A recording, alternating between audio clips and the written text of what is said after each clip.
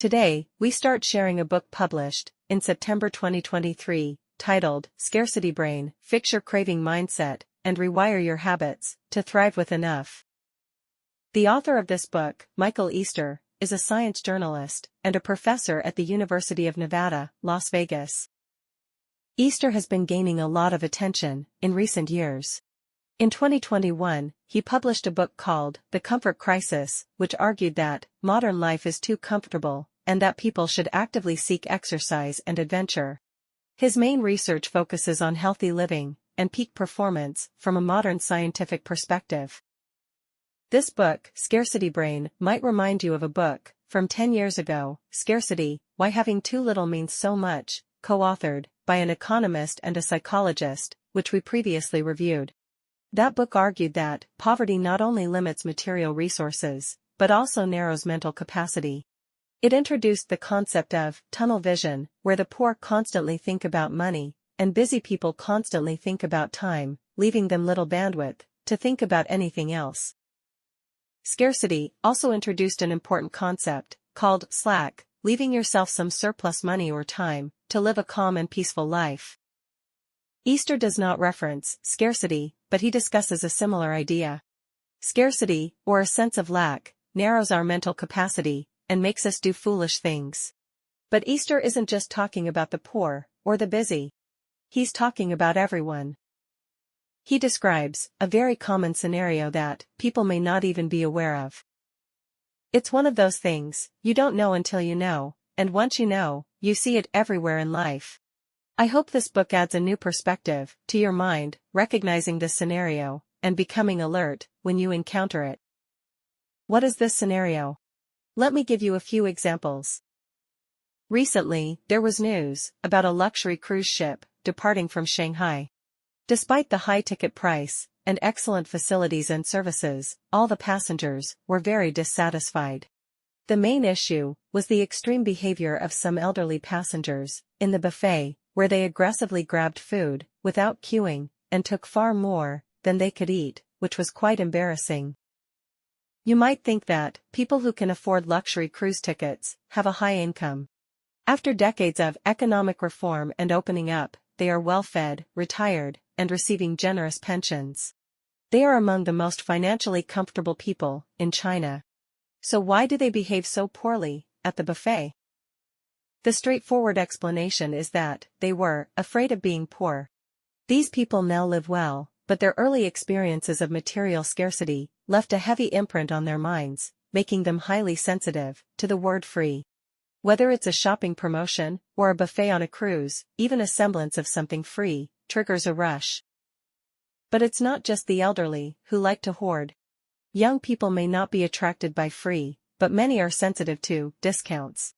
Hearing discount makes them want to buy, especially in live streams, where they buy everything, as if they have an obsession, ending up with many things they don't need. Isn't this also just trying to get a bargain? They haven't experienced a life of poverty. In fact, everyone can behave like this. There is a classic scene in the TV show, Friends, where Phoebe's boyfriend, a psychologist, sees Monica eating a plate of cookies, and tells her, "Monica, stop eating those cookies. Remember, they are just food, not love." Monica is filling her emotional void with food. Scarcity Brain says that, as long as you feel a sense of scarcity, whether it's a lack of love, news about a macroeconomic recession, or an epidemic, you will want to eat more.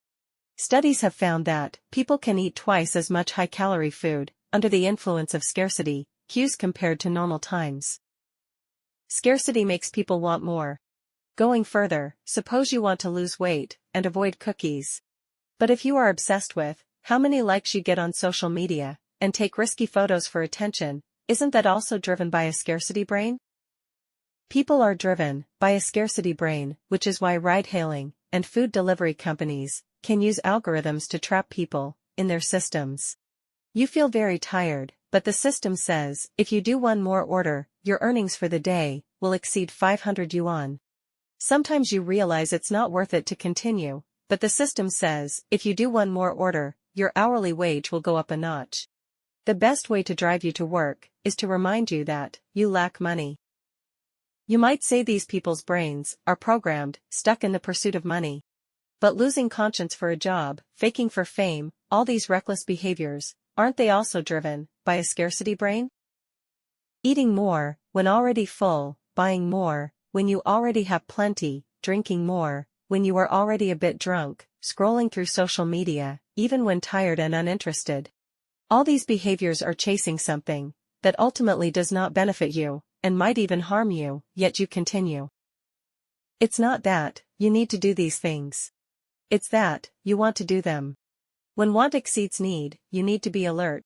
This is a symptom of addiction. Drug addicts do not enjoy the drug. Not taking it feels unbearable, but taking it does not bring real pleasure. Drugs do not make people truly happy.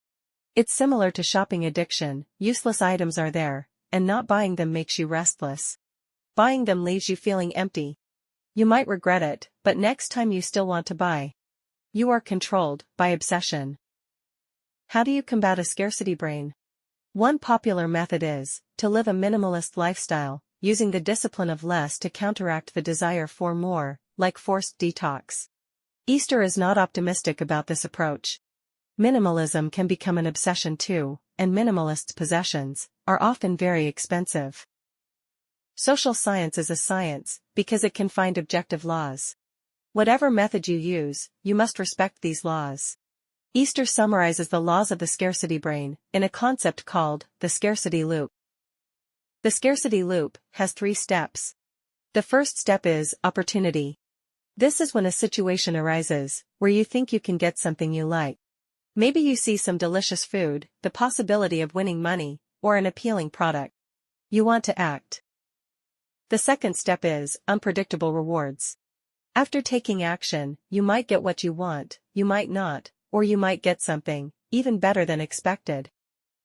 Research shows that predictable rewards become boring over time, while unpredictable rewards, like gambling, keep our brains strongly engaged. Grabbing food at a buffet is much more interesting than sitting and waiting for a server to bring it. We love suspense. Casino slot machines have a setting. For example, 3 numbers determine if you win. After the first number appears, the second and third numbers come out slowly, with accompanying sound effects, prolonging the suspense. The third step is quick repeatability. As soon as one round ends, the next begins immediately.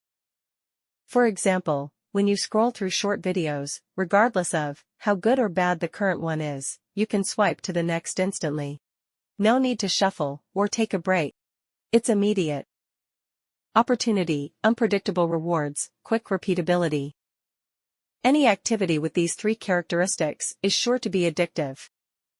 This principle was first discovered by someone studying slot machines, inspired by children's video games. He applied this principle to slot machines, making them the most profitable items in casinos, now accounting for 85% of total casino revenue. Why? Because slot machines are programmable, making it easy to fully deploy the scarcity loop. Rationally, casinos have predetermined odds, and long-term results for players are always losses. But because of the scarcity loop, you keep playing even while losing, thinking you're just about to win. It's like a dog salivating at the sound of a bell. A conditioned reflex.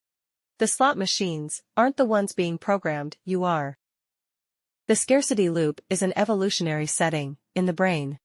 Before the agricultural revolution, humans never had fixed daily incomes.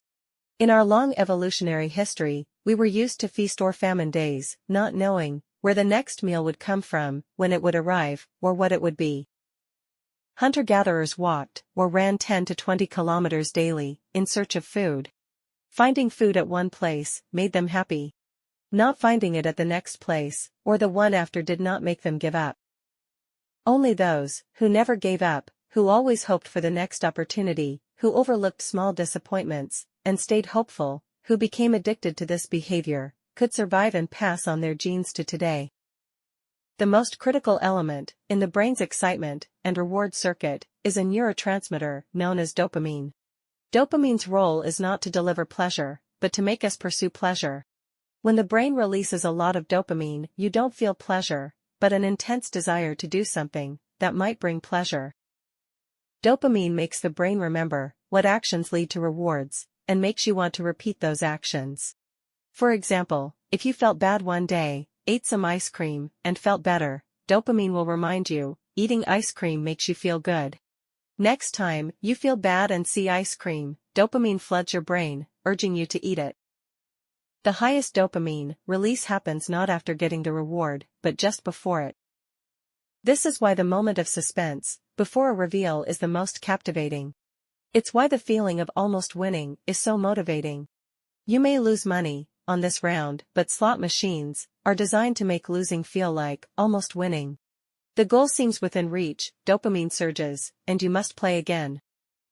Playing another round despite losing is falling into the scarcity loop. Throughout most of history, we lived in scarcity. The scarcity brain, accustomed to hoarding more, wants rewards and hopes for the next round. Maybe we shouldn't blame those elderly passengers. The scarcity loop has been useful to people. But today's world is different. How do ancient brains survive in the modern world? In the next part, we will discuss more applications of the scarcity loop and how to deal with it. That's all for today. In the next section, we will talk about the dangers of highly concentrated items. If you feel there is value in this, please like, subscribe to this channel, and leave your thoughts or suggestions in the comments section. Let's grow together and read more good books.